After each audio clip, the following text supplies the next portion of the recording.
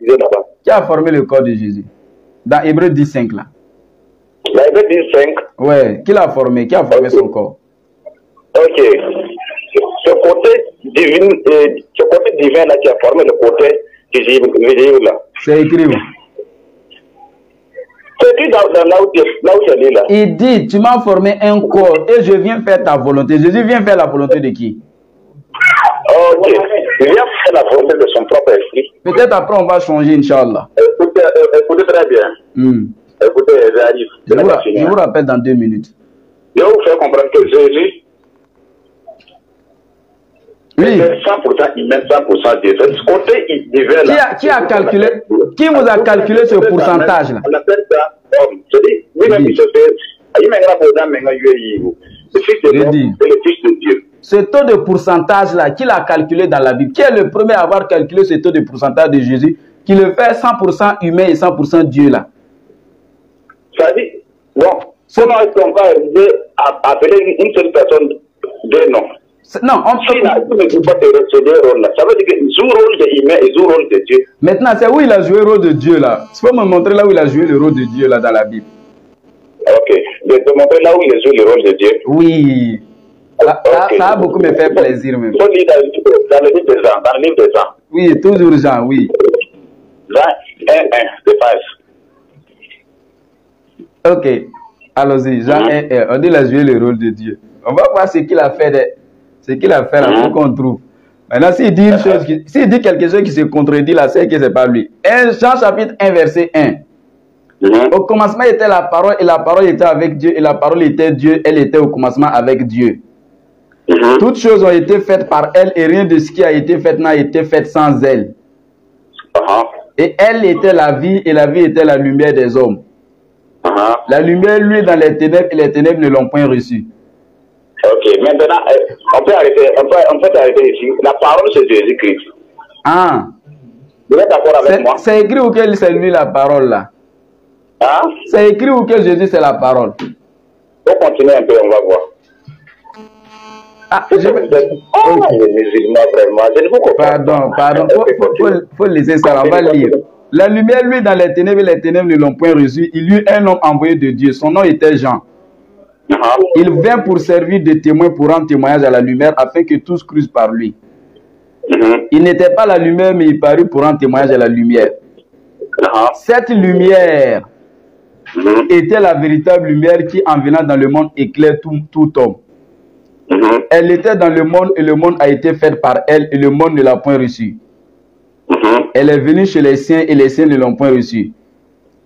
Mais à tous ceux qui l'ont reçue, à ceux qui croient en son nom, elle a donné le pouvoir de devenir enfants de Dieu, lesquels sont nés, non du sang, ni de la volonté de la chair, ni de la volonté de l'homme, mais de Dieu. Et la parole a été faite chair. La parole a été faite chair. Et elle a habité parmi nous. Ok, come on. Plein de grâce et de vérité, et nous avons contemplé sa gloire, une gloire comme la gloire du Fils unique venu du Père. Merci. Arrête là-bas maintenant. Non, maintenant c'est confirmé que c'est lui. Qui parle? Non, je dis maintenant c'est confirmé que c'est la parole de Christ. Moi je te demande de me donner là où Jésus a joué le rôle de Dieu, et puis toi tu me donnes la citation de Jean, qui écrit son évangile et qui introduit. Et c'est même pas une parole de Jésus. D'abord, il est passé par une accroche. C'est ce qu'on appelle en littérature, voilà, en dissertation, ça on appelle ça accroche. Voilà, une approche autant pour moi. Ça veut dire qu'il est en train de par lui sa pensée pour faire préparer les gens à connaître Jésus. Mais la lumière même là, selon Genèse chapitre 1, verset 3 et suite là, on dit, Dieu dit que la lumière soit et la lumière fut. Mais est-ce que c'est Dieu qui était la lumière? Non, mais c'est la parole de Dieu qui a donné l'ordre à la lumière d'exister. Jésus aussi a été... Pardon? C'est vrai, mais c'est vous. Il faut comprendre. Pardon? La lumière... Ah, il y a lumière dans la lumière. Ok. Non, écoute très bien, il ne faut pas mélanger des choses. On peut dire... Est-ce qu'ici là c'est Jésus qui parle? Non, il a expliqué au cas de Gondara Bimi, le Gondara Yawena, le Bombo Fire Gondana, le Bom Cabesona, et pas une Gombe.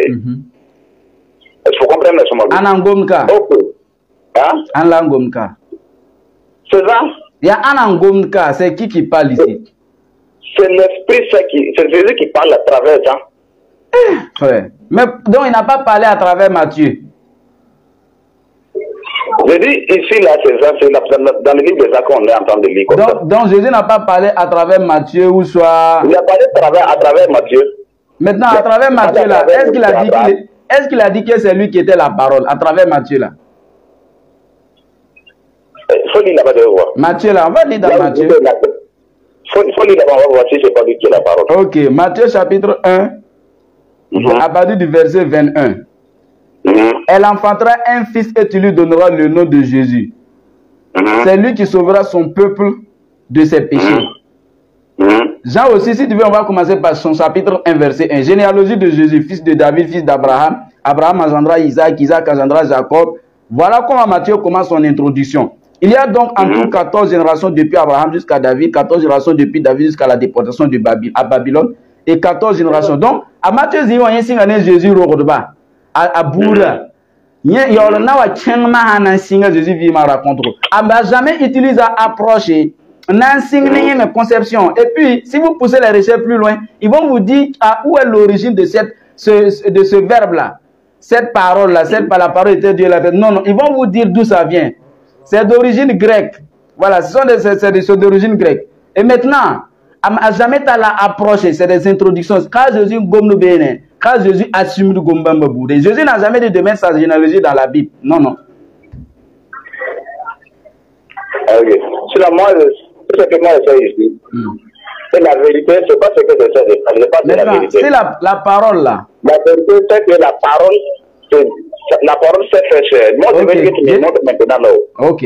Matthieu. La parole s'est fait chair, c'est qui exactement? Merci là-bas. Je te montre par un verset biblique. Hébreux chapitre 10, verset 5. C'est pourquoi Christ, rentrant dans le monde, dit: tu n'as voulu ni sacrifice ni offrande, mais tu m'as formé un corps. Tu n'as agréé ni holocauste ni sacrifice pour le péché. Alors j'ai dit: voici, je viens dans le rouleau du livre, il est question de moi, pour faire, oh Dieu, ta volonté. Jésus dit que c'est Dieu qui l'a formé un corps. Donc c'est qui a formé le corps de Jésus, dans ce qu'il a dit là? Okay. C'est Dieu, non? Non, il dit c'est Dieu. Faut me donner là où l'esprit est. Donne-moi là où Jésus dit que l'esprit là c'est Dieu là. C'est où c'est écrit que l'esprit là c'est Dieu là. Là où c'est dit que l'esprit de Jésus est Dieu là. Parce qu'il y a un verset qui dit que quand Jésus a été baptisé, Dieu a envoyé une colombe sur lui. C'est pas Jésus lui-même. Matthieu 3, 16. Il y a certains points qui prouvent aux yeux du monde que c'est le créateur de l'humanité qui est là. Mais Dieu là, non, le Dieu là, Dieu qui a formé le corps de Jésus. Qui a formé le corps de Jésus? Dans Hébreux 10.5 là. Dans Hébreux 10.5. Ouais, qui l'a formé? Qui a formé son corps? Ok. Ce côté divin là qui a formé le côté visible là. C'est écrit où? C'est écrit dans là où c'est dit là. Il dit: tu m'as formé un corps et je viens faire ta volonté. Jésus vient faire la volonté de qui? Ok. Il vient faire la volonté de son propre esprit. Merci beaucoup, c'est gentil. À la prochaine. C'est que si rappelez-moi, on va échanger. J'ai beaucoup d'appels à prendre là. On aura l'occasion de revenir là-dessus. Merci. Ok. Ça a été Abou. Faut apprendre à lire, faut apprendre à échanger avec des versets bibliques. Parce que si je suis sûr que tu n'as même pas touché le Coran une fois dans ta vie.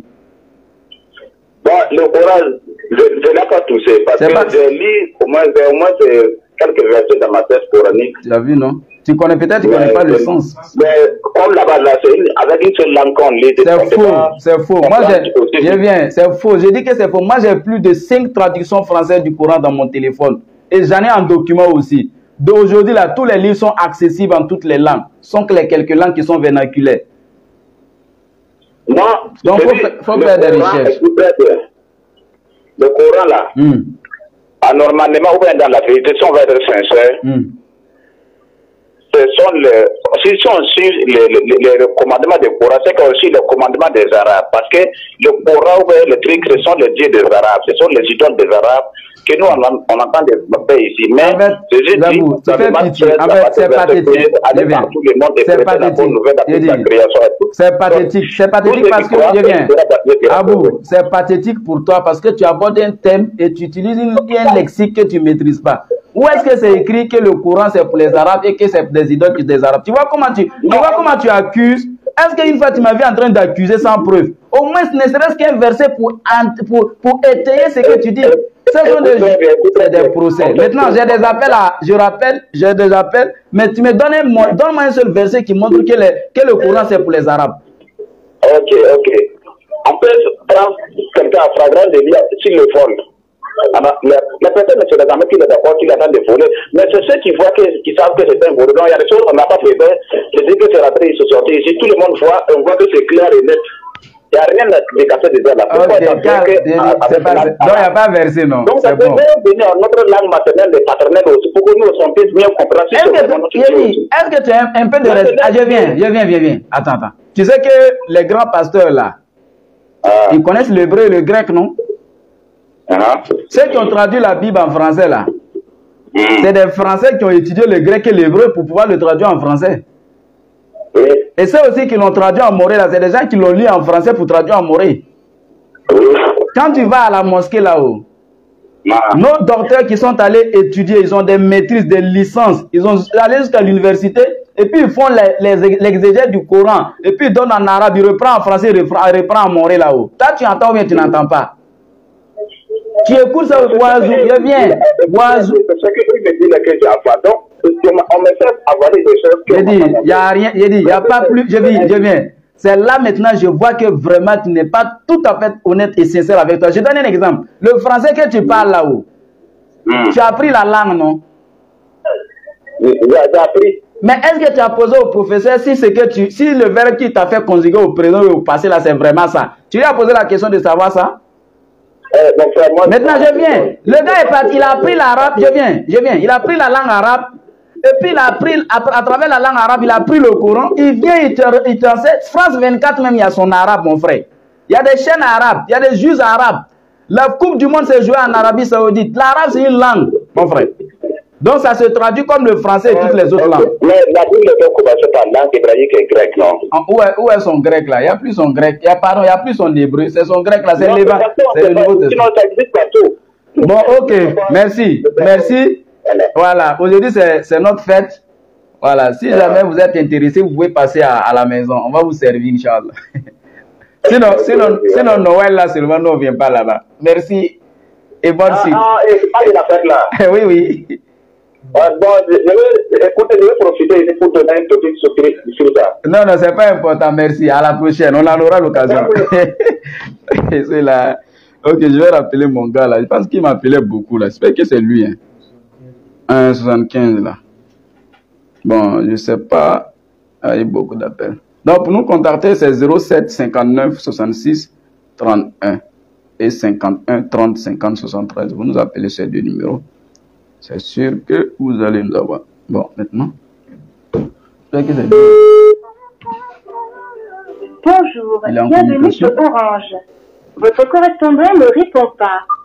Ok, apparemment il est en de communication.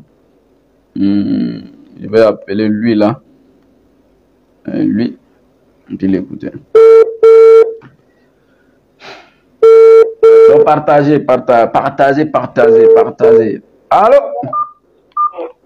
Allô? Oui, Nick Barré. Ça va.